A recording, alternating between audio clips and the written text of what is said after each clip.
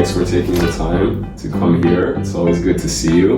What's coming on your desk with regards to pre-construction lately? Unfortunately, for the last couple of years, we're seeing lots of difficulties from both sides. Okay. We see it on the builder side, and we see it on the buyer side as well. Everyone knows a builder or two that has gone into receivership. Okay. Some of them have major projects, maybe 8 to 10 projects at a time. So these are not small-time builders either.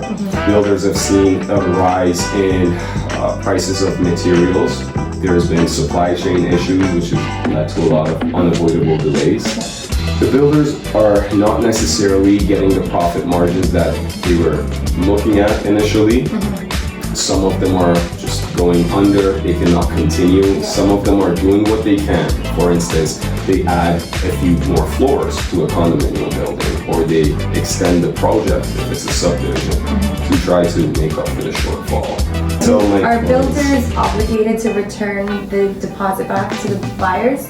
A bit of a peace of mind to buyers. Your deposits should be okay because there is a legislative scheme to protect purchasers' deposits. There may be a waiting period.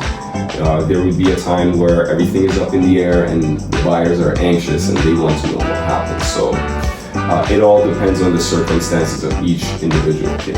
And what are we noticing on the buyer's side? There's a lot of buyers that are calling me because they can't close on their properties. Are you noticing a lot of that as well? Yes, I am, and it's a bit of a heartbreaker. Who could have seen a global pandemic coming and interest rates rising to a level that we haven't seen since the 80s? So if a buyer cannot complete a purchase, in short, what happens is their deposits would be gone. They would be forfeited.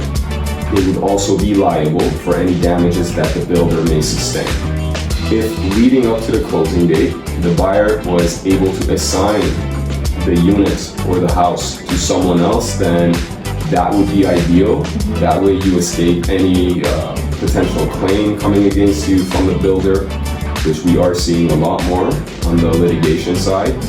I'd say back in 2019-20, I would see a lot of pre-construction projects that my clients had gotten into, and about a year and a half later, they assign and they make a sweet profit of $300,000, $400,000 or more. So it's unprecedented, and it's unfortunate that we're seeing this, but hey, here we are.